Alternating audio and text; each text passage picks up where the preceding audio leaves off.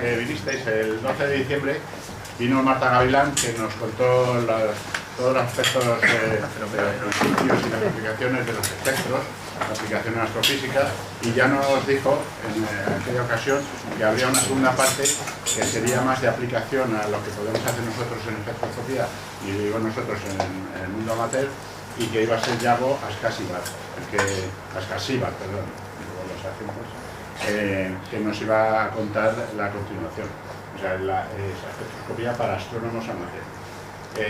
Yago hizo la licenciatura en físicas en la Universidad Autónoma de Madrid y también el doctorado en astrofísica. Y después ha hecho una serie de permanencias de postdoc, tanto en Inglaterra, en Oxford, como en Estados Unidos, en Harvard, en Smithsonian. Luego ha estado también en Alemania, en Potsdam. Y después, bueno, ya consiguió venir a España, contratado en la Universidad Autónoma de Madrid, contratado como profesor, pero consiguió un contrato, Ramón y Cajal. Ya sabéis que los contratos Ramón y Cajal están financiados por el Ministerio de Economía y bueno, es una forma que tiene el Ministerio de la fuga de cerebros que se originó por la crisis y todos los problemas económicos, retornar y que no se vayan los que están. Pero bueno, y ahora está con un contrato Ramón y Cajal y además simultánea, bueno, dentro del departamento de física, pero que con la docencia también tiene otros aspectos, como que es el responsable del observatorio de la Universidad Autónoma, que ha sido visitado por algunos de vosotros la semana pasada o la anterior. Entonces, si queréis también luego preguntarle alguna cosa, ya que no tuvo oportunidad de estar ahí en esas dos visitas, pues si queréis preguntar algo del observatorio, pues él también nos contará. Pero vamos, lo que más nos va a venir, ya lo comentamos con Marta en su día, es que este tema, la agrupación, lo tenemos un poco perdido de lado, porque aunque lo utilizamos muy colateralmente en un par de grupos de trabajo, como es la detección de meteoros para la composición con los espectros, o la detección de las dobles, para las dobles espectroscópicas en el grupo de doble, debería de fomentarse esa aplicación por lo menos o crear un grupo de espectroscopía que pudiera aplicarse a cualquier otra técnica o simplemente. Entonces eso es lo que nos va a explicar Yago, así es que te escucho con mucha atención. Adelante. Bueno, muchísimas gracias por la presentación, hace que suene mucho más impresionante de lo que realmente soy, así que muchas gracias. Básicamente la charla, bueno, ha sido medio cierto, medio falso, es decir, realmente la astronomía amateur, sabéis vosotros mucho más que yo, puesto que yo, como le comentaba a vosotros, realmente me he encontrado con la astronomía amateur un poco por el camino, bastante recientemente, porque yo hice mi física teórica, desde siempre sabía que quería ser astrofísico, pero una de las razones para encantarme por la autónoma en vez de la Complu es que la especialidad era física teórica, entonces me apetecía combinar las dos cosas, y yo siempre he sido teórico de la línea dura, pizarra y lápiz y papel y cuentitas, dentro de la astrofísica, pero de cuentitas. Luego, poco a poco, por el tiempo, pues uno se da cuenta de que la diferencia entre la física y las matemáticas es que en la física hablamos del mundo real, entonces hay que compararlo con datos de verdad y esas cosas. Entonces me fui aficionando más a la astrofísica, también la rama observacional, ¿no? Y finalmente he descubierto que con instrumentación, pues de andar por casa, pues se pueden hacer cosas también muy divertidas, es cuando estoy descubriendo un poquito el tema de la astronomía amateur, ¿no? Entonces, en muchos aspectos de la astronomía amateur, de hecho, como digo, yo soy un neófito y sabéis muchos de los que estáis aquí más de lo que puedo saber yo. Esta charla está enfocada, por un lado, o sea, el hilo conductor y el desideratum, ¿no? a medio y largo plazo sería realmente lo que está diciendo de que se pueda realmente organizar un grupo de espectroscopía, que se pueden estrechar relaciones, por ejemplo, entre el observatorio y la agrupación para realmente hacer proyectos en conjunto. Y en concreto a mí científicamente me interesa mucho la espectroscopía, más que la fotometría. Entonces os voy a contar un poquito, bueno, voy a empezar hablando de lo que es las técnicas de espectroscopía, resumiendo brevemente la charla de Marta el otro día para que fuera un poco autocontenido lo que os voy a contar. Y os voy a contar otras técnicas más que serían un poquito más avanzadas de lo que os contó Marta el otro día, y en concreto hay una que a mí me interesa mucho para el caso científico. Y luego la segunda parte de la charla está más enfocada a lo que serían no ya las técnicas en sí, sino bueno, cosas concretas que se podrían hacer dentro del de la astrofísica amateur, ¿no? Pues bueno, básicamente sería, por un lado, lo que sería la toma de datos, la adquisición de espectros, pero por otro lado tenéis mucho conocimiento en la comunidad amateur, no solo sobre la adquisición de datos, sino que tenéis básicamente es tiempo de telescopio, porque vuestro, hacéis con él lo que queréis, ¿vale? Pero por otro lado tenéis también técnicas de conocimiento sobre las técnicas de análisis, sobre el postprocesado de esos datos, que pueden ser útiles dentro del ámbito de la astrofísica profesional. Entonces, para que me hagáis un poco de idea, ¿cuánta gente estuvisteis en la charla de Marta? No, o sea, realmente todos o casi todos, ¿vale? Resumo muy brevemente. Lo que dio ella fue básicamente los fundamentos de lo que sería la espectroscopía, ¿vale? Entonces, pues empezaba por el espectro electromagnético. La luz se puede entender, o sea, hay efectos de lo que vamos a decir, se puede entender como una onda electromagnética, una vibración del campo eléctrico magnético, pero los fotones tienen distinto color, distinta longitud de onda, y lo que nos está diciendo es, ese color, esa longitud de onda, nos está diciendo la energía de los fotones, ¿vale? Entonces tenemos una fórmula que nos relaciona la energía del fotón, ¿vale?, con la frecuencia de dicho fotón, con la longitud de onda de dicho fotón, con la temperatura del objeto en el que se está generando ese fotón, emitiendo o absorbiendo. Pues la temperatura es del orden de las energías que se están emitiendo o absorbiendo. Y la velocidad con la que se están moviendo los átomos dentro de ese objeto, o si es un sistema de varios objetos, la velocidad en la que se están moviendo las galaxias dentro de ese cúmulo de galaxias, ¿vale?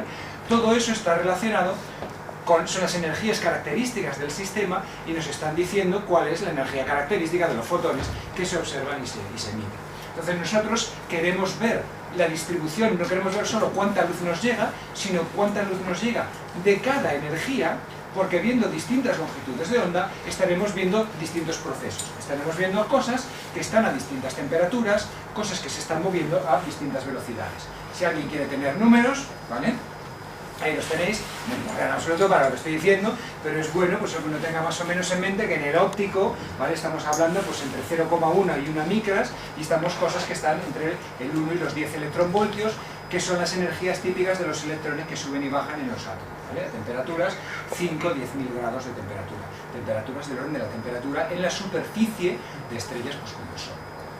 Sí, 5.000 grados, un poco más calientes. Esto sería una imagen del espectro electromagnético. Nosotros aquí nos vamos a centrar únicamente en lo que sería la parte visible, ¿vale?, que es la que está accesible con la instrumentación que tenemos dentro del ámbito de la astronomía amateur, pero muchas veces yo de hecho en mi trabajo me empeño en, por el amor de Dios, observar las mismas galaxias en ondas de radio, en el visible, en el ultravioleta, tal. Y muchas veces no se hace porque hay criterios observacionales, por una cuestión a la que luego volveré, y es por la cual vosotros, los astrónomos amateur, podéis aportar, porque el campo de visión de vuestros telescopios se ajusta mucho mejor, por ejemplo, de un radiotelescopio que el de los observatorios profesionales. En cuanto al espectro electromagnético, vale, pues tenemos la emisión de longitudes de fotones de cualquier energía, o lo que es lo mismo, cualquier frecuencia, cualquier color, ¿vale? Pero cada átomo, o cada ion, tiene sus ciertos niveles de energía. Yo para eso lo único que voy a utilizar de la mecánica cuántica, ¿vale? Para mí el átomo, esto es una imagen que obviamente se pega de patadas con la mecánica cuántica, en realidad los electrones deberían ser orbitales, nubecitas difusas, que no, para mí el electrón es una bolita de color azul que da vueltas alrededor del núcleo atómico, que está hecho de protones que son rojos, que están mal coloreados, y los neutrones que son blancos, como todo el mundo sabe, que era como venía en el libro en el cole, ¿no? Entonces, el único concepto de mecánica cuántica que vamos a necesitar para espectroscopía tener en mente es uno de los postulados de Bohr, ¿vale? Es que los niveles de energía están cuantizados, ¿vale? Los electrones no pueden orbitar a la distancia del átomo que les dé la gana, o están en el nivel 1, o en el nivel 2, o en el nivel 3, pero no están en el nivel 2,5. Pueden hacer cosas raras como el gato de Schrödinger, estoy con un medio en el nivel 2, medio en el nivel 3, y hasta que alguien no me mida no te voy a decir dónde estoy, voy a estar en los dos a la vez, ¿vale? Pero no pueden estar en el nivel 2,5, no existe. O estás en el 1, o en el 2, o en el 3, o en el 4, y tiene que ser un número entero.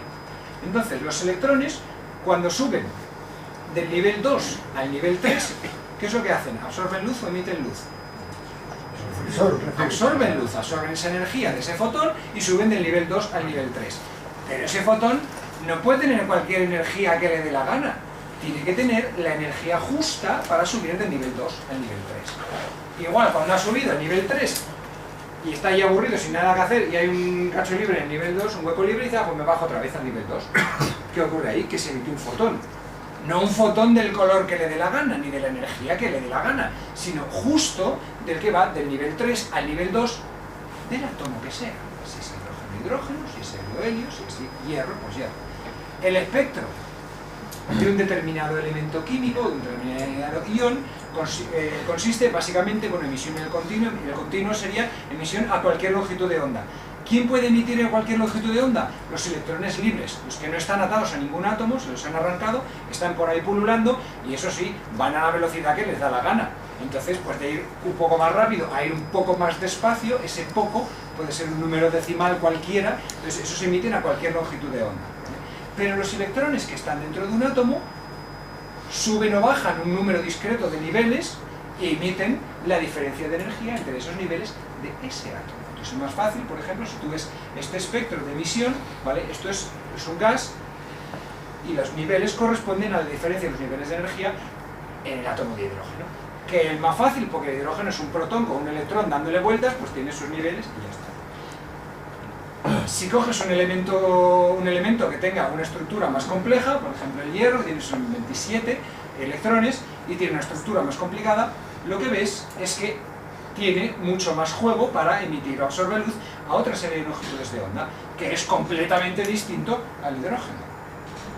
Cuando uno observa un objeto, concretamente aquí sería el Sol, lo que observa es el hidrógeno que hay en el Sol, el calcio, el hierro y la mezcla de elementos químicos que hay en el Sol, cada uno con su densidad, con su temperatura, su estado de ionización, porque el hidrógeno, le puedes arrancar su electrón, tiene dos estados de ionización, cuando tiene el electrón, y cuando no lo tiene. ¿Vale? El hierro es cuando le falta uno, cuando le faltan dos, cuando le faltan tres, y tiene distintos estados de ionización. Entonces, viendo las energías a las que absorbe o emite un determinado objeto, tú puedes saber un montón de información sobre ese objeto. Para empezar, viendo simplemente los niveles de energía que presenta, sabes de qué está hecho. Nosotros no hemos ido a ninguna estrella ni ninguna galaxia a tomar muestras para ver si está hecho de carbono o de oxígeno, sino que lo que hacemos es observar en el espectro. Si os fijáis, aquí tenéis líneas de emisión, espectro de emisión, y aquí tenéis las líneas en absorción. Esto sería lo que emite la emisión, ¿vale? Cuando se ven las líneas más intensas, es cuando tienes el gas aislado. Tienes un gas difuso en mitad del espacio, y entonces pues lo que estás viendo es la emisión cuando los electrones se excitan térmicamente, por ejemplo, colisionan, se excitan en el choque, parte de la energía se gasta en subir el electrón para arriba, y cuando ese electrón cae, tú ves un fotón. Para ver un espectro en absorción, lo que necesitas es una fuente muy intensa que está iluminando el objeto desde atrás. Todas las estrellas están en esa situación, porque el centro está muy caliente, donde se está produciendo toda la energía, la temperatura, se está teniendo lugar la fusión nuclear, el centro de la estrella, el centro del Sol, brilla muchísimo. La temperatura está solamente a 5000 grados, está mucho más fría, y detrás tiene una linterna mucho más brillante, que es el interior del Sol. Entonces los átomos que están en la superficie, que está más fría, en promedio absorben mucho más de lo que emiten. Es más probable que estén absorbiendo parte de esa luz para excitarse, más que por colisiones, se están excitando y desexcitando colisionalmente, ¿vale? Entonces aquí tú ves un espectro en absorción porque tienes una linterna muy poderosa detrás. En general las estrellas muestran un espectro de absorción y el gas difuso muestra un espectro de emisión porque no tiene ninguna linterna detrás que lo esté iluminando, ¿vale? Cuando uno observa un objeto más complejo, como puede ser una galaxia, tiene una mezcla de líneas en absorción, líneas en emisión, y normalmente lo que uno representa no es este arcoíris bonito, sino que representa la intensidad de la luz, espero que a mí no me pase eso, porque no he apagado mi móvil tampoco, lo que representa es la intensidad de la luz a cada longitud de onda, es decir, los fotones de distinta energía. Entonces veis el continuo, ¿vale? Electrones que se están moviendo a la velocidad que les da la gana, están frenando, emitiendo fotones con cualquier longitud, y luego veis líneas en emisión, que serían gas difuso dentro de la galaxia, y líneas de absorción, esos piquitos que van hacia abajo, que corresponderían a las líneas de absorción de los elementos que hay en las estrellas de esa galaxia. ¿Y qué información obtenemos de ahí? Pues como decía Marta, ¿no? O sea, el trabajo de un astrofísico es básicamente torturar fotones para que nos cuenten todo lo que saben. Entonces básicamente lo que nos cuentan es pues, la composición química del objeto que estamos viendo, pues si está hecho de azufre, si está hecho de hierro, o más que cuánto azufre tiene, cuánto hierro, cuánto carbono, cuánto oxígeno, las condiciones físicas, porque a distinta densidad o a distinta temperatura los niveles de energía cambian un poco, o el hierro lo ionizas más veces o lo ionizas menos veces. Si por ejemplo al hierro le hemos arrancado 12 electrones, eso estará muy caliente o muy frío ese material. Claro, y estará más caliente que al que le has arrancado 10, que al que le has arrancado 2. Entonces tú viendo el espectro puedes saber qué elementos químicos hay, cuál es la temperatura, cuál es la densidad del material, cuáles son las condiciones físicas, y viendo la longitud de onda exacta, viendo los niveles de energía, si están desplazados al rojo o al azul, eso habría del efecto Doppler.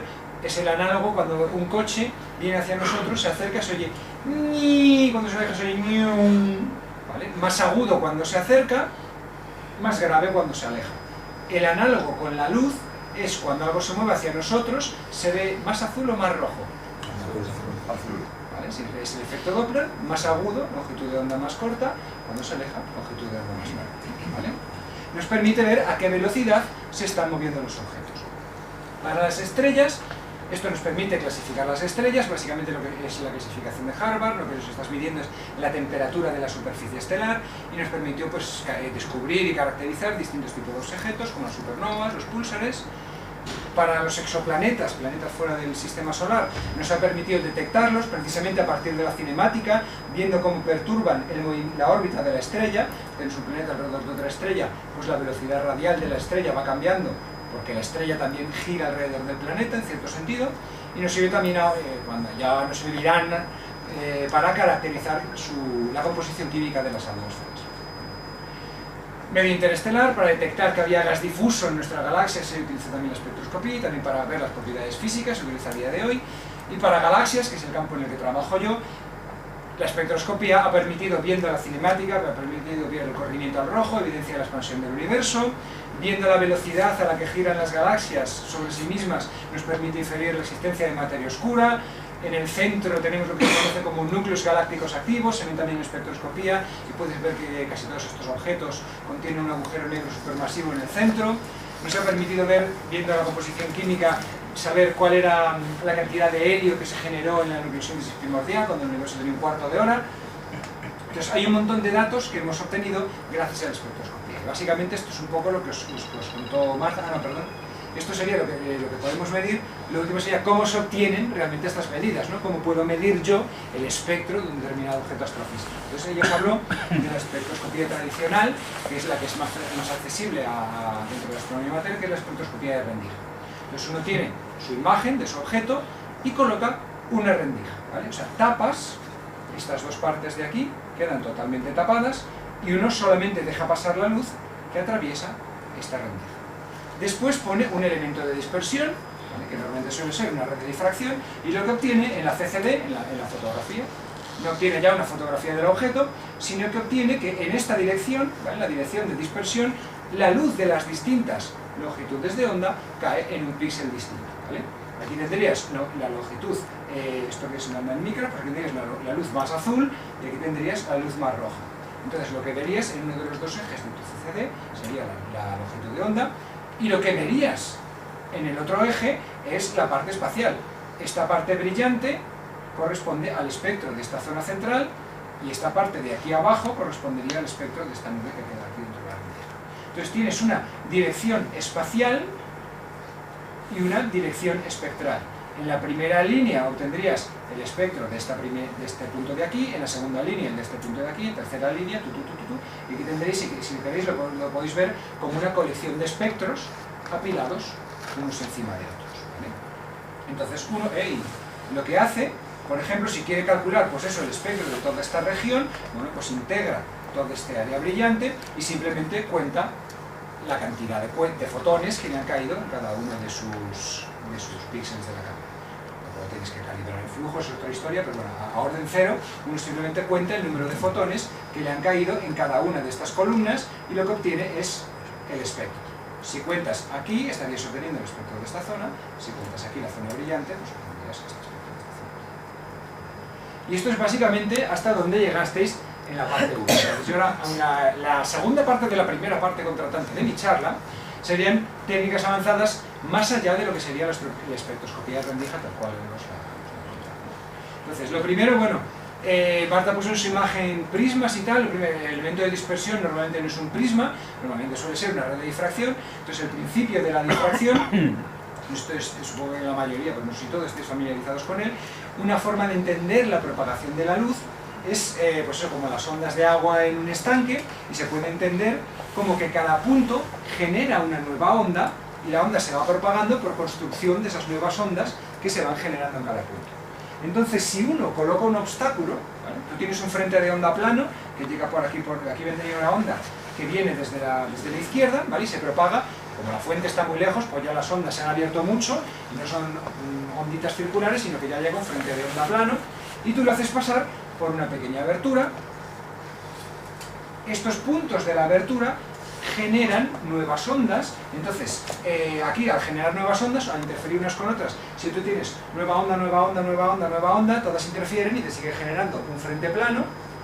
Pero si ahora yo solo dejo pasar estas de aquí, se me genera un frente que, por así decirlo, sigue siendo plano por aquí, pero en los bordes se me empiezan a generar otras onditas, ¿vale? Entonces se me genera un patrón de interferencias y luego yo pongo un detector, una pared detrás de mi rendija, pues lo que obtengo es un patrón de interferencia. Entonces lo que obtengo es que la mayor parte de la intensidad llega en el centro, pero luego tengo dos nodos y luego tengo otros máximos, lo que se conoce como un patrón de Airy, ¿vale? Es la figura que tenemos que se forma un telescopio.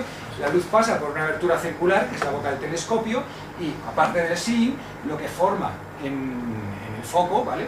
No es un puntito, es la luz que da un frente de onda plano. Como lo hemos hecho pasar por una abertura circular, el frente de onda deja de ser plano. Pues eso, si tú pasas una onda por una puerta, pues se producen efectos de borde y las ondas interfieren, y ya no es una onda con una intensidad uniforme, sino que nos genera este patrón. Si ahora no tenemos solo un agujero, ahora tenemos nuestra onda plana y ponemos dos agujeros, entonces tendríamos la interferencia entre dos patrones de Airy.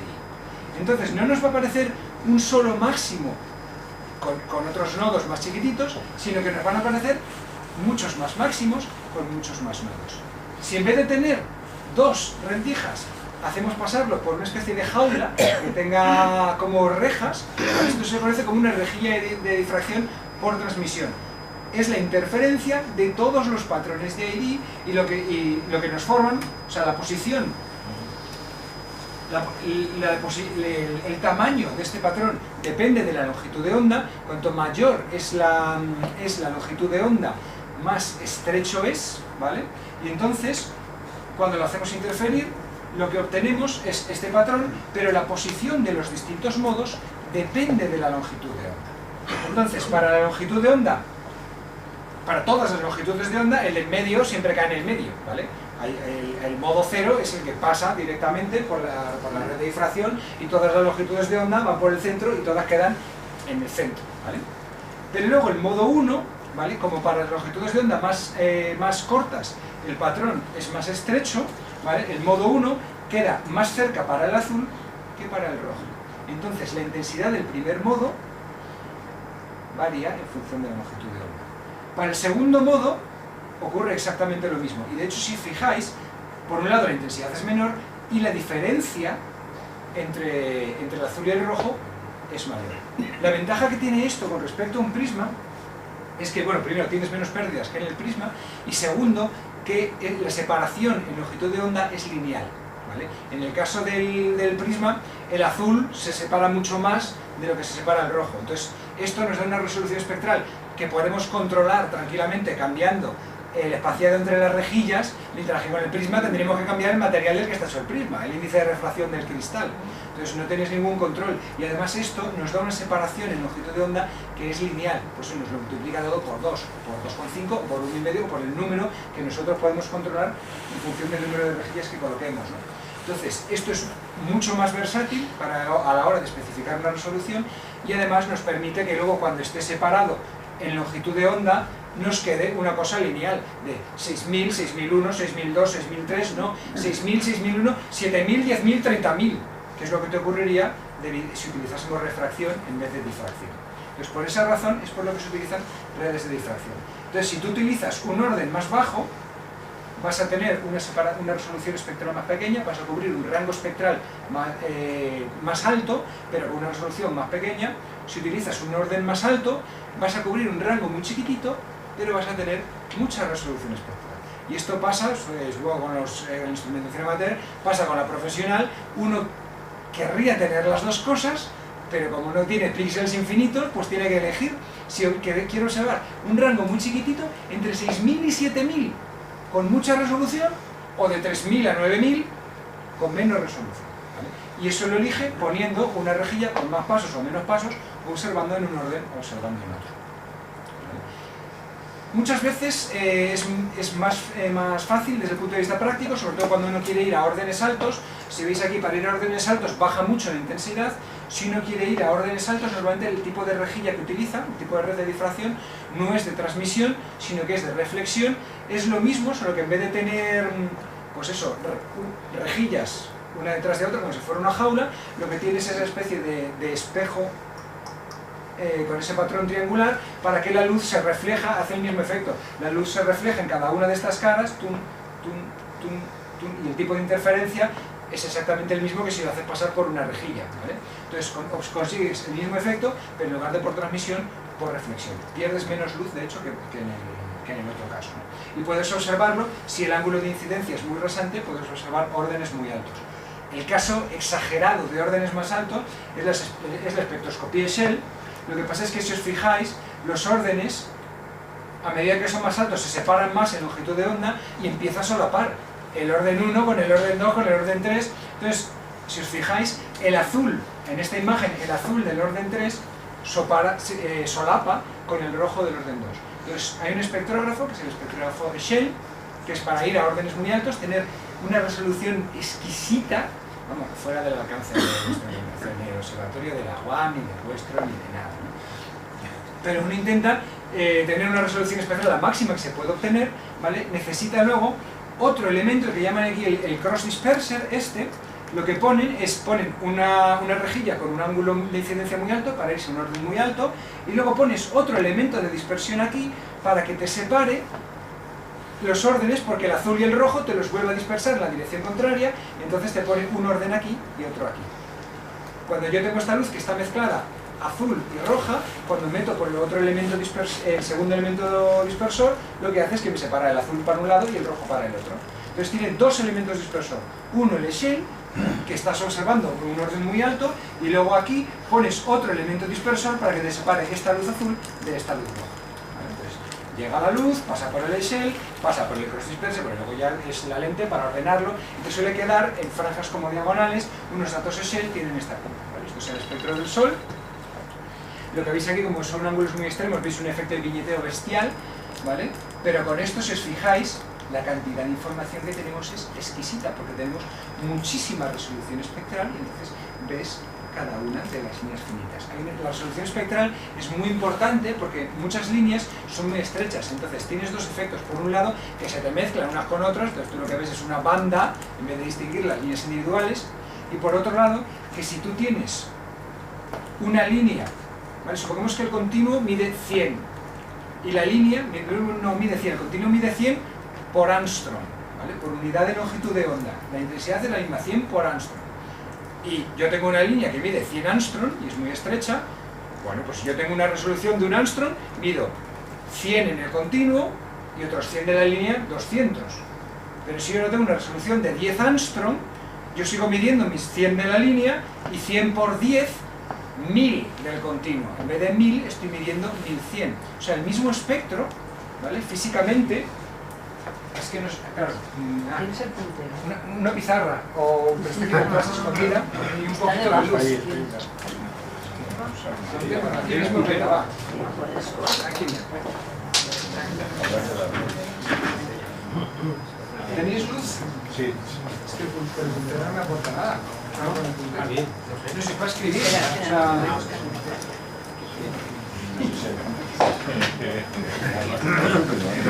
ya os dije que a mí me gustaba la pizarra. Está debajo de la pantalla hay una pizarra. Debajo. Todo esto ya lo había visto antes.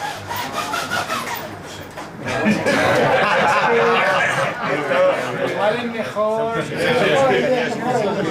eso tenemos. Yo creo que voy a usar. ¿Lo veis? No, no lo veis todos. Así que, bueno, imaginaos una raya horizontal. No se puede apagar un momentito. A ver si... Así. Esto mide el continuo, tengo 50 por Armstrong, ¿vale? Y ahora yo tengo una línea aquí, que es muy estrecha, ¿vale? Entonces tiene otras 50 en total. ¿Dónde me cae? ¿En este píxel? Pues en todos voy a medir 100, 100, 100, pa. Y en este voy a medir 100 más 100, 200, porque todo el flujo se está emitiendo justo a esta longitud de onda, que es justo la que me cae en este píxel. Si yo ahora tengo peor resolución y lo junto de 3 en 3, aquí voy a tener 300, 300 más 100, 400 y aquí otros 300. ¿Veis que el contraste baja? Si tuviera una resolución todavía peor, tendría en este píxel, tendría pues eso, los 1100 que he dicho antes. Entonces, el contraste aquí es un factor 2, pero si tengo una resolución especial 10 veces menor, espectral, perdón, 10 veces menor, el contraste se convierte en un 10%, que es mucho más difícil de medir. Entonces, el tener una gran resolución espectral es muy útil, no solo para poder medir con más precisión, por ejemplo, cosas como la cinemática, el efecto Doppler, ver a qué velocidad se está moviendo, sino incluso para detectar las propias líneas, es mucho mejor cuanta mejor resolución espectral tengas. No es solo una cuestión de señal ruido, sino que en algunos casos puedes tener, pues que no poder, para detectar algo necesitas una determinada resolución espectral. ¿Cómo se llamaba el de arriba, hemos dicho? La línea del horizontal es el continuo, ¿la otra cómo se llamaba? En este caso una línea de emisión. Línea de emisión. Sí. Y el equivalente para una línea de absorción es en vez de poner 100, ponle menos 100. Sería exactamente lo mismo. Pero la idea es exactamente la misma. Entonces, para obtener la máxima resolución espectral posible, la técnica que se utiliza hoy en día, y es lo máximo de lo máximo entre los observatorios profesionales, es el Shell, que simplemente es irte a orden muy alto y para evitar que se te solapen los órdenes, pones un segundo elemento de fase. Nosotros no vamos a hacer esto, ¿vale? La parte que hago yo es más bien de galaxias, y entonces vamos por el otro lado. No quiero tener espectros de un único objeto, quiero tener espectros de muchos.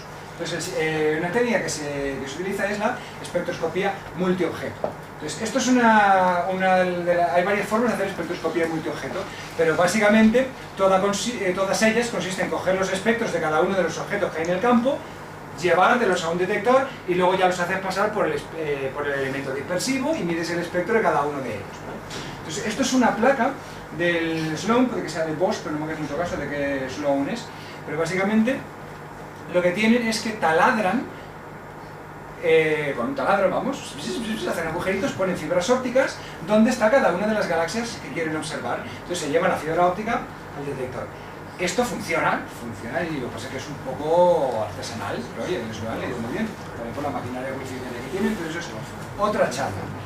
Hay ciertos mecanismos que son un poco más automáticos, ¿vale? Esto sería Force en el VLT, en la silla. Y este lo que tiene, no lo veis, pero vamos, aquí hay como unas pequeñas rendijitas, chiquititas, como aperturitas, y por debajo hay como unos brazos, que son esta especie de palos de billar que hay por aquí.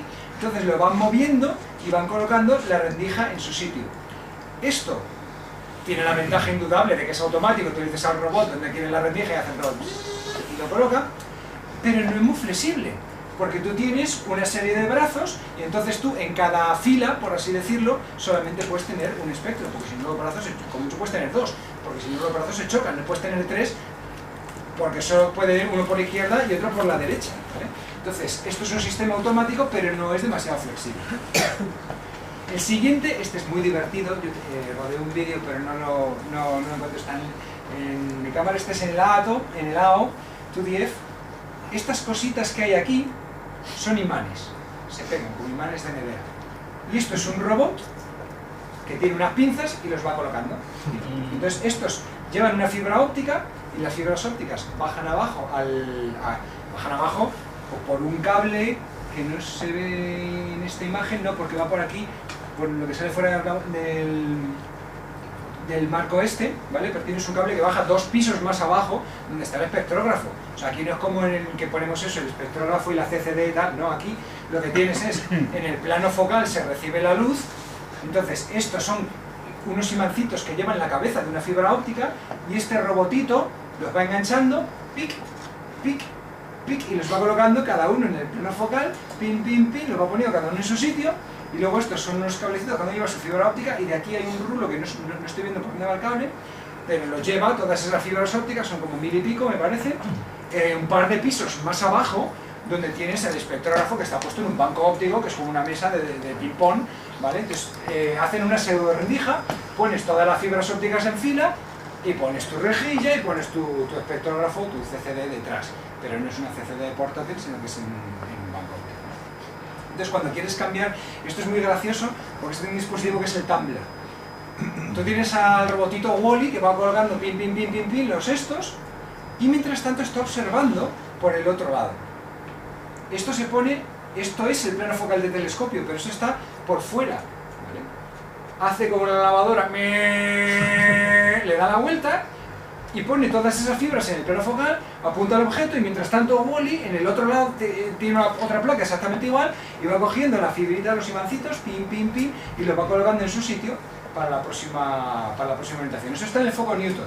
Si tenéis, pues eso, tenéis el espejo primario y esto es un mostrenco de no sé cuántas toneladas colocado en el foco primario. O sea, es una cosa bastante espectacular. O sea, cuando lo ves es un 4 metros, el AAT, y tienes pues el espejo de 4 metros y tienes una grúa de eso, máximo 60 toneladas y tienes una corona en la parte de arriba donde está montado este cacharro. Es precioso, ¿no? Entonces eso está montado en el... Es un instrumento que no va al secundario, está montado en foco primario y está midiendo mientras el robotito está colocando los de la siguiente observación. Ahora están también los de la AT colocando otros bichos que son mucho más graciosos, hay distintos sistemas, nosotros estamos en WIF, estamos construyendo también otro que son como bracitos desplegables. La idea es que los robots o sea, que tú tengas un posicionador que sea lo más rápido posible para colocar tantas fibras como sea posible y que no haya colisiones y que sea flexible, la puedes colocar como te dé la gana. Entonces, estos son los que, otro sistema que han creado para Taipan, me parece que se llaman los Starbucks, que son unos bichitos, ¿vale? Estas cositas llevan la cabeza de la fibra óptica y tienen como patitas y son como ventositas y entonces se mueven como gusanos, o sea, moviéndose, es como un 100 pies, moviéndose así como oscilatorio, entonces tienes la mitad tal, y es muy gracioso porque hay un vídeo de estos moviéndose y cuando se mueven hacen un sonido como mientras van andando de un sitio a otro. Entonces eso es un sistema que técnicamente cada uno de estos Starbucks cuesta una pasta y está por ver si es más rentable eso que las palanquitas y tal. Pero son muy graciosos y cada más flexibles no se puede ser porque van andando los unos con los otros y se colocan y flexibilidad es absoluta. Y entonces como hacen el ruido pues los de lado no tienen... Hay un vídeo en YouTube que es bastante gracioso, dura como 3 segundos, y es que con el ruido del sonidito más rápido, más despacio, pues soy más grave, más agudo, entonces no le he puesto a tararear la canción de Star Wars. Muy gracioso ver un Starbucks cantando Star Wars. Pero son sistemas que son para hacer no solo un espectro de un objeto, sino intentar aprovechar, y por ejemplo, es una cosa que para un telescopio pues como WIF, como el William Herschel en Canarias, o para el AAT, telescopios de 4 metros, que ahora ya como que se van quedando entre comillas pequeños, pues el nicho que tienen es que estos tienen un campo mucho más grande que un 8 metros, como un 10 metros, entonces como tienen un campo más grande, lo que se utilizan son esta espectroscopía multiobjeto para intentar hacer surveys, o sea, grandes muestreos que digan, pues yo quiero medir espectro de 8000 estrellas y no los voy a obligar, no los voy a observar de uno en uno, cojo uno de estos y tengo pues 1000, 2000 por cada campo, observo 1000 espectros. Entonces ahora muchos de los telescopios en la rama de los 4 metros están teniendo pues espectro multiobjeto para intentar hacer espectroscopía de muchos objetos a la vez. Otra variante, que es la que me interesa más porque veo galaxias, os he dicho, una galaxia no es un puntito, cuando está muy lejos sí, pero a mí me gusta hacer mapas, ¿no? Entonces, una técnica que es ya no tan reciente, pero que está creciendo cada vez con más fuerza, ¿vale? Es la espectroscopía de campo integral. No quiero tener 1000 objetos, sino que quiero tener un objeto extenso y quiero hacer un mapa espectral. Y quiero observar un espectro por cada punto, por cada spaxel, si lo queréis ver así, ¿vale? Entonces hay varias técnicas para hacer esto. Básicamente la idea es la misma que con la espectroscopía multiobjeto. Tú coges la luz de cada spaxel y te la llevas de alguna forma a tu espectrógrafo, ¿vale? Y vas separando, luego una vez te la llevas, la separas en longitudes de onda. Entonces, una de las formas de hacerlo es con lenslets, ¿vale? Entonces, que simplemente es, tú pones una especie de lupa en el plano focal, tú colocas como otra especie de lupa, entonces esta lupa concentra toda la luz en un punto, ¿vale? Esta lupa concentra la luz en este punto, y luego en esas fuentes que ya son puntuales, lo que haces es colocas un elemento que te dispersa en longitud de onda y obtienes, pues eso, para este obtienes esta loncha de aquí, para este obtienes esta loncha de aquí, y luego reconstruyes la imagen. Puedes tener lenslets y fibras. Las lenslets te hacen esto mismo, entonces cada fibra recoge la luz y te la lleva a una pseudo de rendija, y cada una de estas pues la dispersas y obtienes un espectro. Es lo que hace, por ejemplo, pues con un MOS. Lo puedes hacer incluso sin el lenslet, que la fibra muchas veces, por ejemplo, hay algunos instrumentos como PIPAC, bueno, PIPAC, PIPAC, tú pones las fibras, ni lenslet ni leches, y lo que dejas son huecos, ¿vale? Sería como que si tú perdieses la luz que te queda aquí en medio. Entonces, para recubrir esos huecos, haces una cosa que se llama dithering, y es que tomas 3 exposiciones del mismo objeto, pero moviendo un poquito la cámara para intentar cubrir en una exposición los huecos que has dejado en la otra. Porque no coges toda la luz, coges solo donde tú has puesto tus fibras, pero no es un muestreado continuo, sino que vas cogiendo en distintos puntitos, y entonces haces, bueno, luego cuando hable del dithering sin un poquito más. Y luego otra más parecida a lo que podríais hacer como amateur, es un image slicer. Es coges espejos, ¿vale? Tienes espejos, pero están inclinados unos con respecto a otros, entonces pues te llevan la imagen a distintos lugares. Esta rendija me la llevan aquí, esta rendija me la llevan aquí, o sea, esta rendija me la llevan aquí, está aquí, tiene los espejos colocados en ángulo para que tienes una especie de multirendija, que es lo que se puede hacer manualmente, uno con el espectrógrafo de rendija que se ha comprado en su Celestron C11, por una rendija, y va haciendo foto 1, foto 2, foto 3, foto 4, foto 5, y así te cubres, por ejemplo, todo en 51. No con una sola exposición, ¿vale? Pero en vez de con un slicer, tú vas moviendo tu rendija, pum, pum, pum, pum, y de hecho esto en telescopios profesionales en los 80-90 hubo gente que se dedicó a hacer eso, y la verdad que sale muy bien. Supongo que muchos reconocéis esta imagen, ¿vale? Esto es la nebulosa de Orión, ¿vale? La región del trapecio, pero no es una imagen. Hombre, obviamente esto que veis es una imagen, ¿vale? Pero está reconstruida a partir de las observaciones de Muse. Esto es un cubo de datos. En cada uno de los píxeles de esta imagen, en realidad es un spaxel. ¿Vale? Para cada uno de estos píxeles tenemos el espectro. Es un salto en la cantidad de información que se puede sacar bestial. O sea, realmente el que no solamente tengamos, pues eso, la imagen de colorines, sino que sepamos en cada punto, podamos calcular densidad, temperatura, velocidad, composición química, o sea, con un nivel de detalle exquisito, y que tengamos una... Esto es un mosaico, ¿vale? Pero una sola exposición de Muse son 300 por 300, ¿vale? Son 90.000 espectros. Para que os hagáis una idea, o sea, hace 20 años, cuando yo estaba haciendo la tesis, yo que decía, joder, los observacionales, ¿qué morro tienen? Porque cogen 5 galaxias, observaciones de la galaxia 1, observaciones de la galaxia 2, observaciones de la galaxia 3, así tienen 5 papers, y luego el sexto, composición química en galaxias cercanas. Toma, 6 papers por el morro, y te tiras un año para reducir un espectro. No es así. Una sola exposición de Muse son 90.000 espectros. No hay suficientes estudiantes chinos para reducir esos datos manualmente como se hacía antes, ¿vale? Entonces, ventaja, tenemos mucha más información que antes. Inconveniente, la tiene que procesar prácticamente hasta el final un ordenador. O sea, hay muchas veces que los datos es que no tiene sentido, no te vas a poner a repasar, no digo ya a reducir de tú a mano, sino ni siquiera a repasar, a no ser que veas algo que te chirríe, te vas a poner a repasar 90.000 espectros. No digamos ya si tienes una muestra de 200 galaxias con 90.000 espectros cada uno. O sea, no. Esto lo tiene que hacer un ordenador automáticamente y te devuelve un producto, que en este caso es una imagen pues, con 3 colores sintéticos, pero insisto, está hecha a partir de un cubo de datos. O sea, para cada uno de estos spaxels tenemos toda la información espectral. Además, Muse tiene poca resolución, bueno, poca para estándares de 8 metros, ¿vale? De poca resolución espectral, pero va desde 5.000 hasta 9.000 y pico. O sea, tienes un rango muy grande. De hecho, les falta, la parte de 4.000 al azul, le falta Muse. Es un que vendría muy bien, pero mira, chicos, está muy bien. O sea, no le vamos a poner pegas. Y es un salto y nos permite hacer un montón de cosas que antes no podíamos hacer, porque te da eso, una información con un nivel de detalle muchísimo mayor sobre regiones difusas, que no solo haces el espectro de la región más brillante, haces el espectro de todo tu objeto, incluyendo regiones que brillan relativamente poco.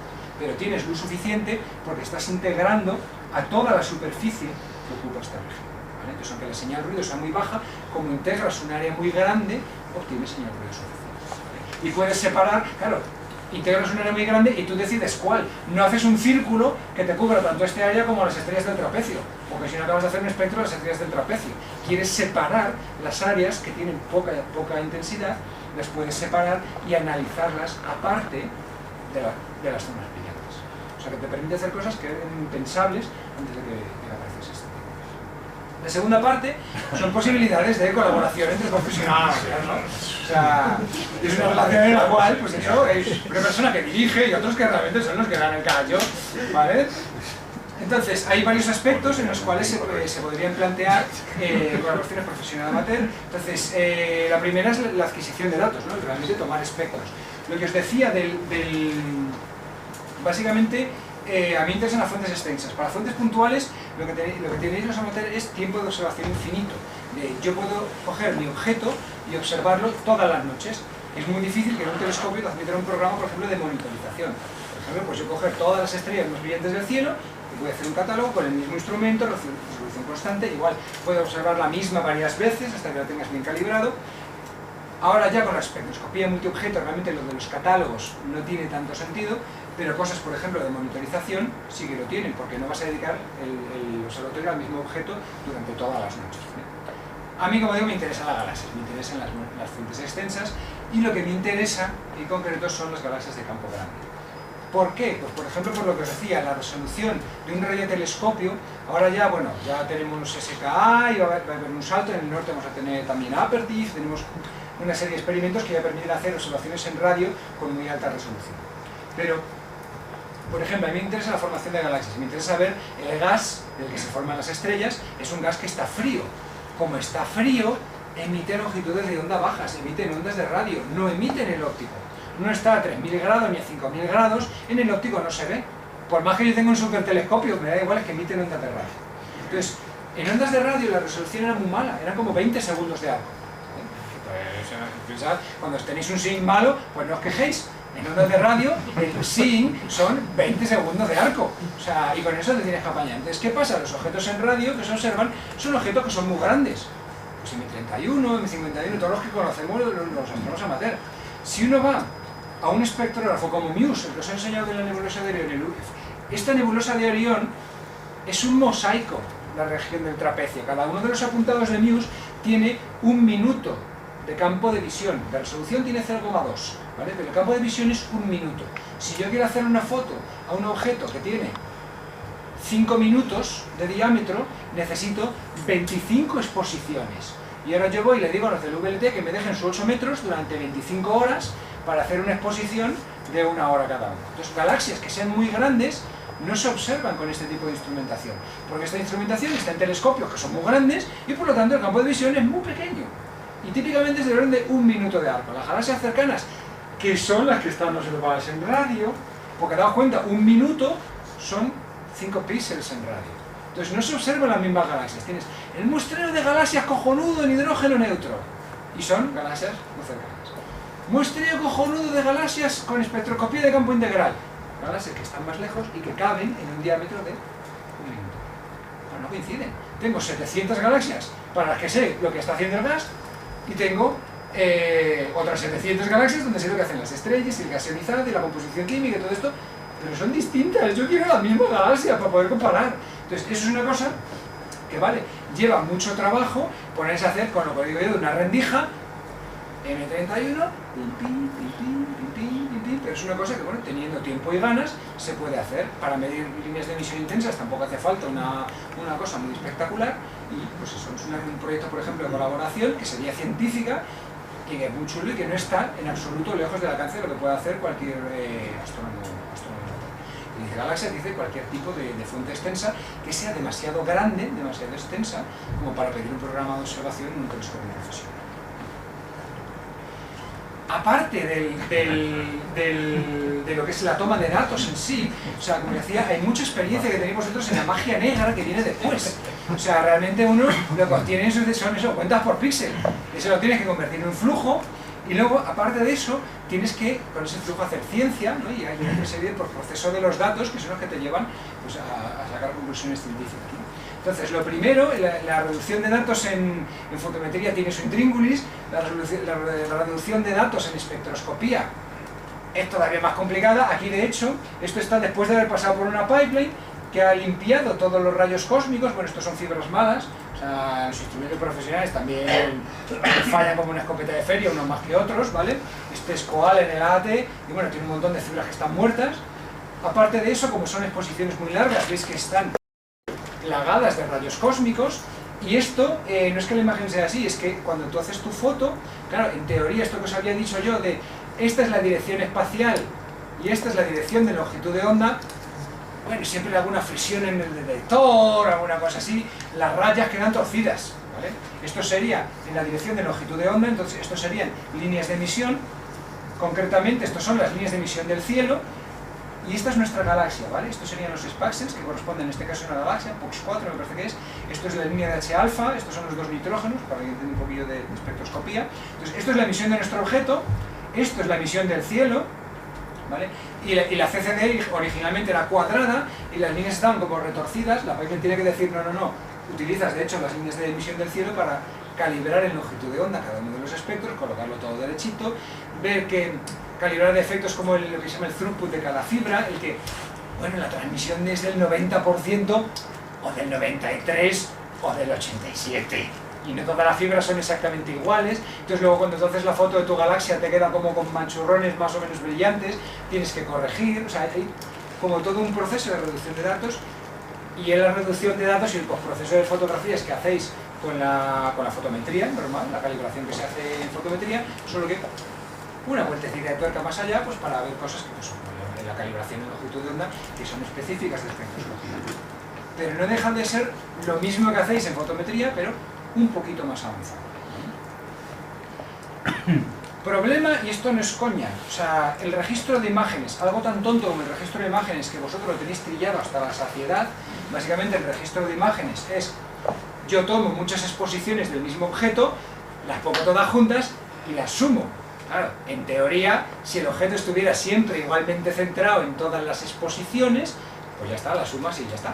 Pero claro, como no está siempre centrado en el mismo píxel, pues sumo un objeto aquí, con otro objeto aquí, con otro objeto aquí, y lo que tengo es un manchurrón, ¿no? Entonces lo que tienes que hacer es alinearlas y poner todas las imágenes con el objeto central en el mismo sitio, y luego vas y las sumas.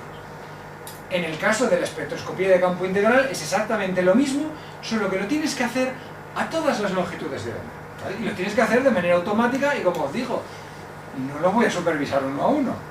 Entonces tienes que hacer un programa que haga el registro de imágenes para todas las longitudes de onda, y además las imágenes no son exactamente iguales. Por ejemplo, el koala este tiene lenslets y no pierde mucha luz. ¿Dónde está la luz? Sí, pero en el fondo lo que os ocurre, lo que os decía del dithering,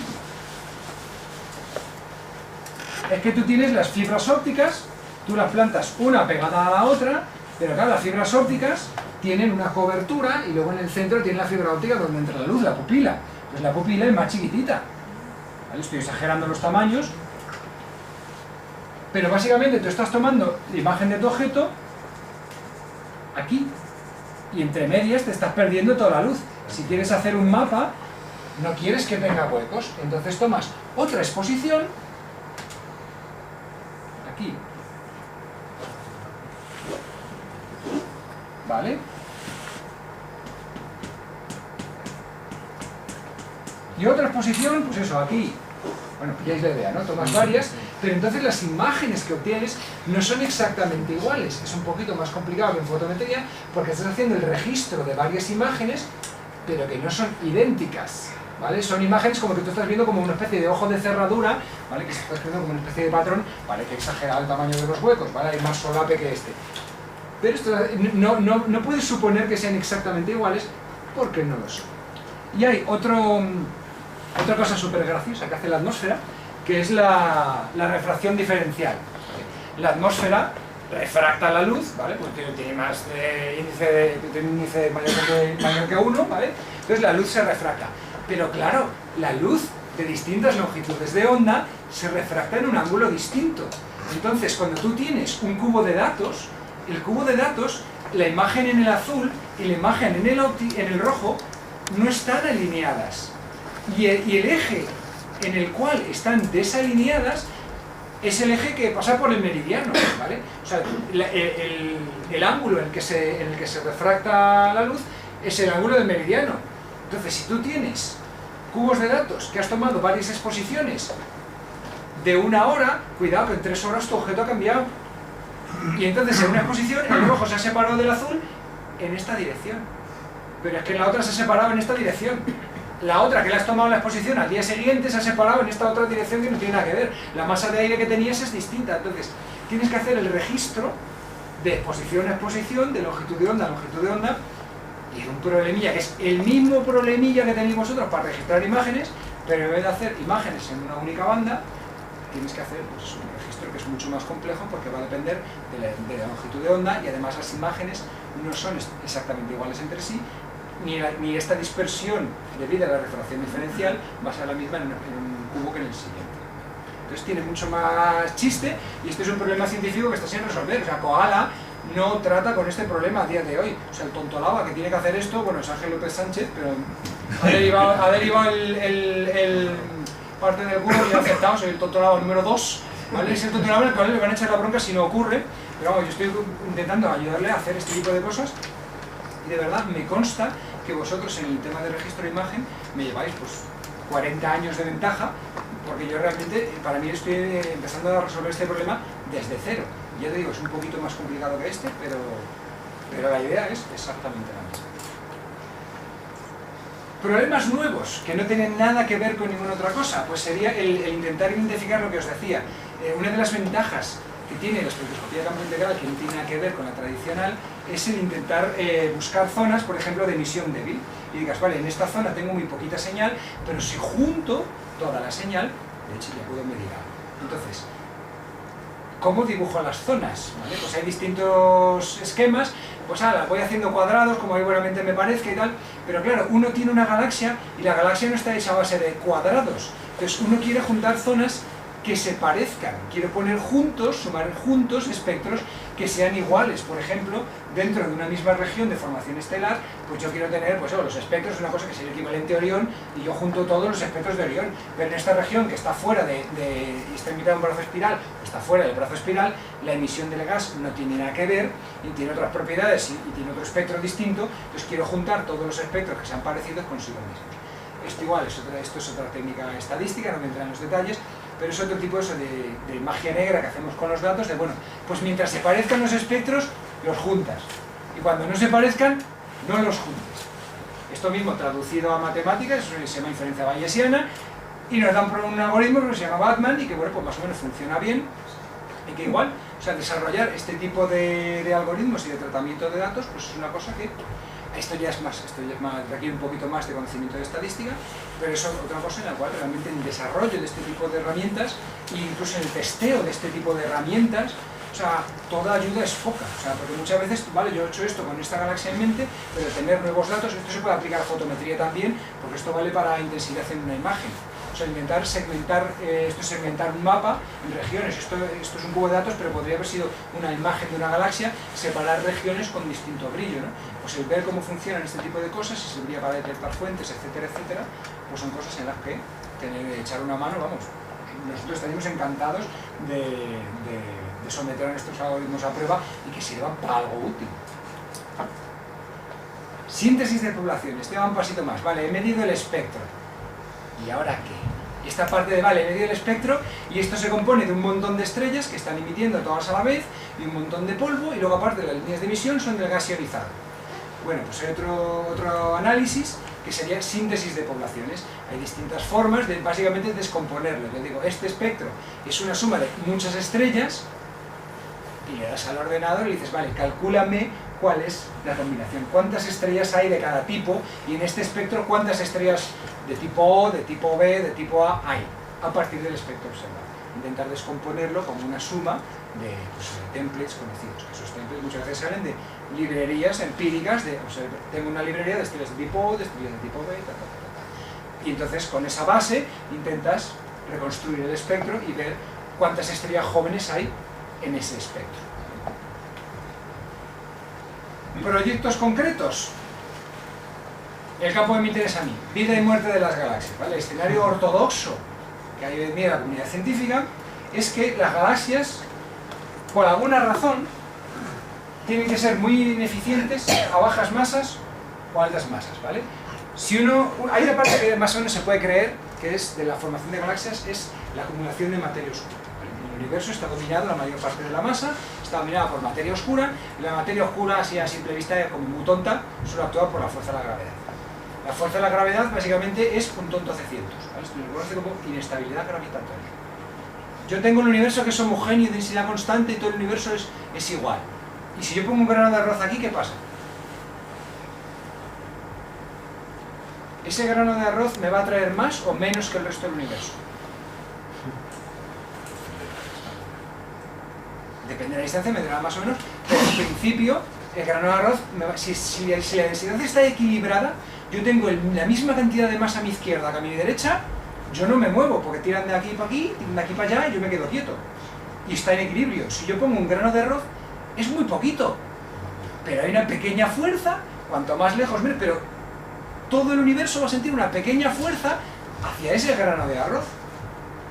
Entonces la materia que está ahí al lado se va a acercar al grano de arroz, y ahora ¿qué va a pasar? Que no voy a tener un grano de arroz, voy a tener un poquito más.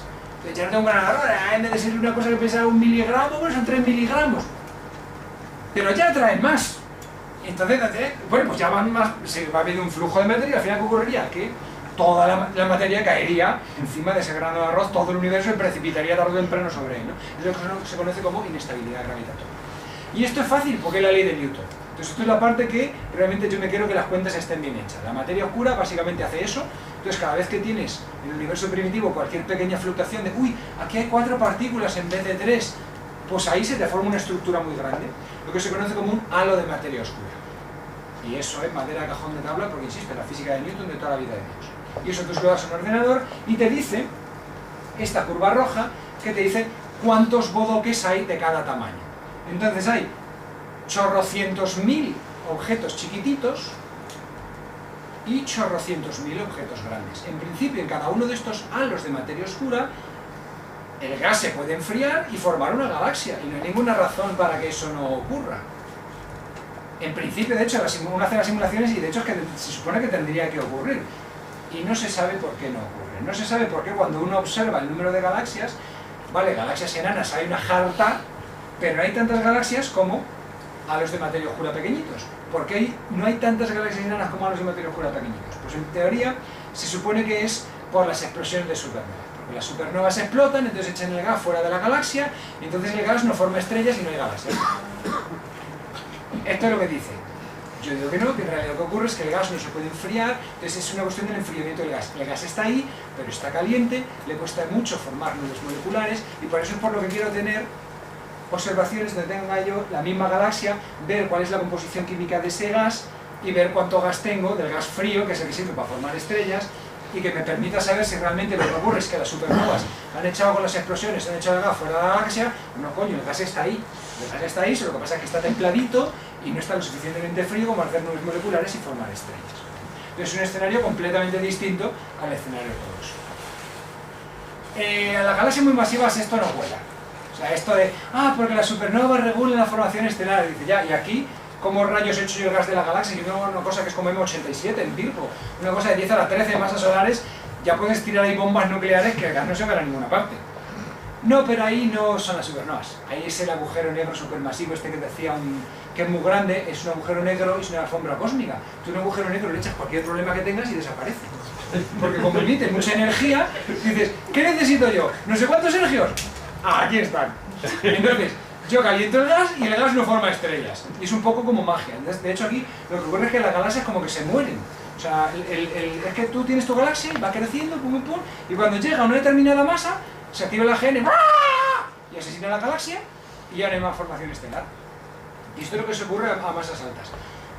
Igual, ya hay la idea con espectroscopía de campo integral, a ver si esto es cierto, se tendría que ver que en las galaxias que tienen un bicho de estos, un núcleo galáctico activo que se ve en el espectro, en la región de alrededor se tendría que ver un detalle muy fino, que sería comparar no solo lo que ha hecho la tasa de formación estelar, ¿vale?, sino comparar el número de estrellas O con el número de estrellas A. ¿Vale? Esto lo había hecho Marta. Las estrellas O tienen una serie de líneas, ¿vale?, estrellas O y B, tienen un determinado flujo ionizante. Las estrellas de tipo A tienen líneas de absorción de Balmer, las del hidrógeno, las tienen muy intensas. Entonces, ver si esto ha ocurrido, las galaxias que tienen un AGN tendrían que tener un número de estrellas A, porque habían estado formando estrellas tranquilamente hasta que las han asesinado, y entonces las estrellas de repente dejan de formar estrellas, las estrellas O y B se mueren al cabo de 10, 20 millones de años, las estrellas de tipo A siguen 300 millones de años.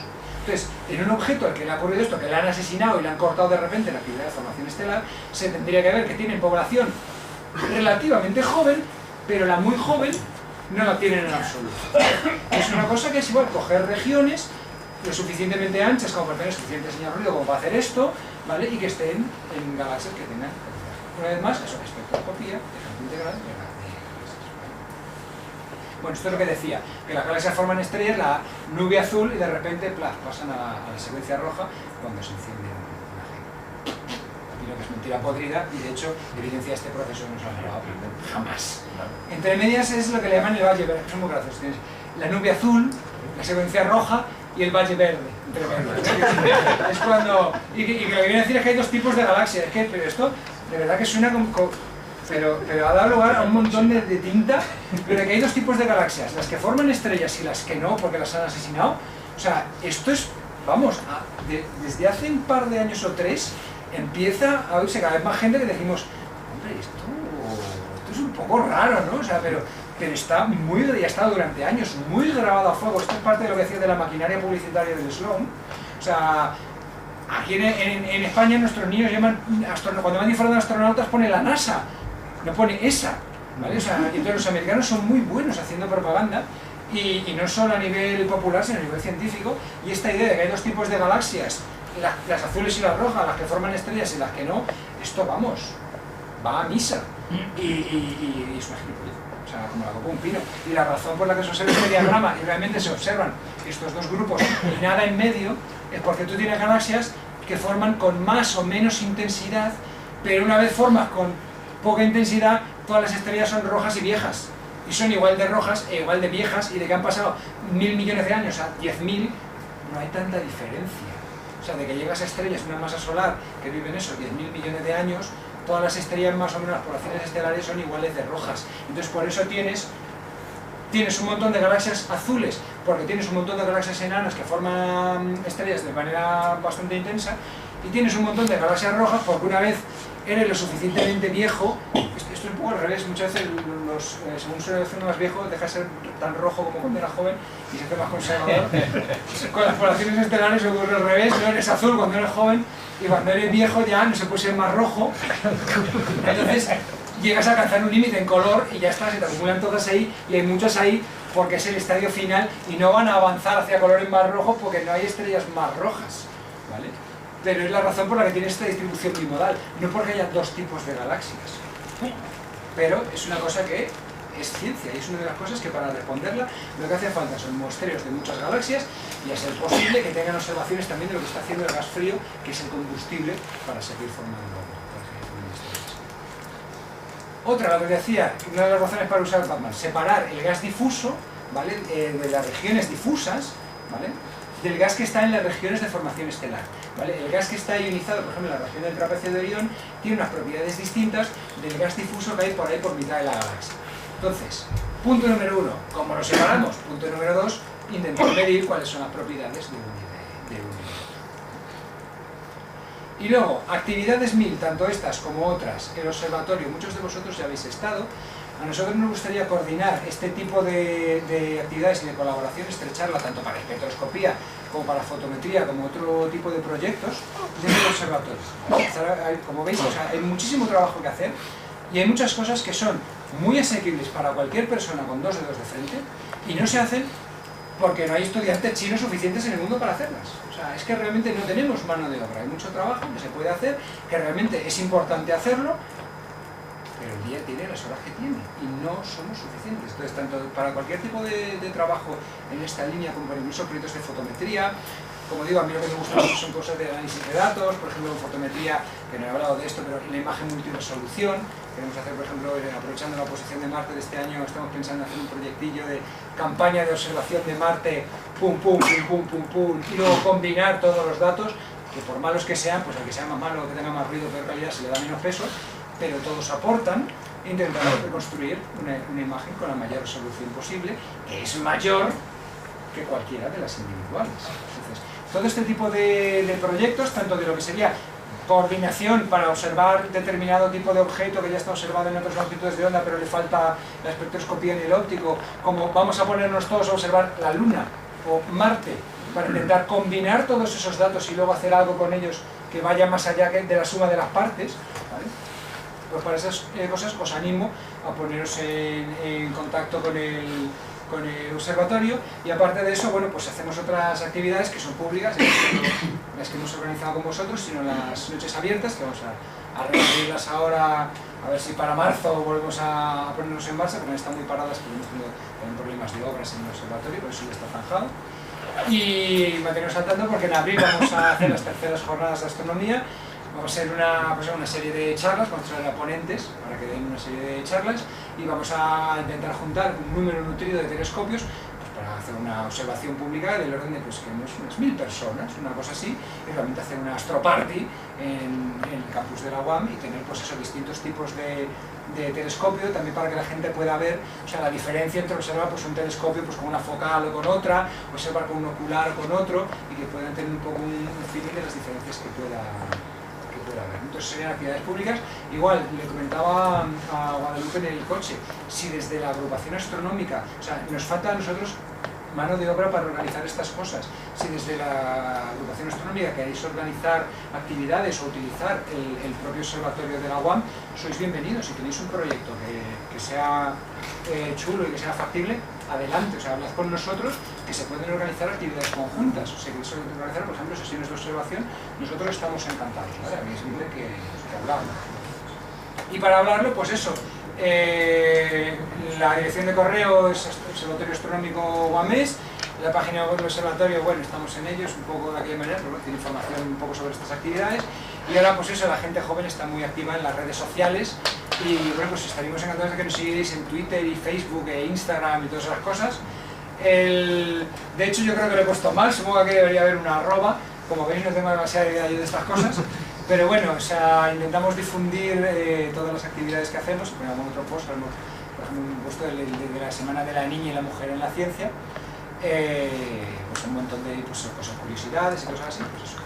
A los que os gusten las redes sociales, pues si queréis tener un poquito más de correo de ese estilo, pues tenemos la página del observatorio. Y ya está, para cualquier cosa, pues me podéis escribir a mí personalmente o si no al Observatorio Astronómico, y espero que esto os haya gustado. Muchísimas gracias por vuestra atención.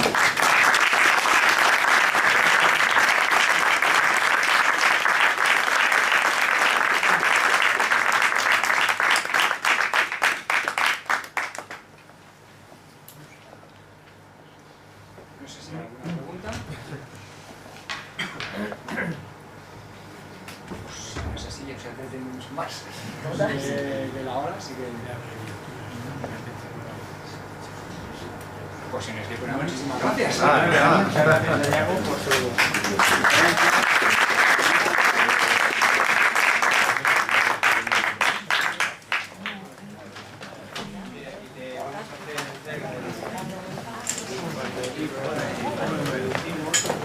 Interesante.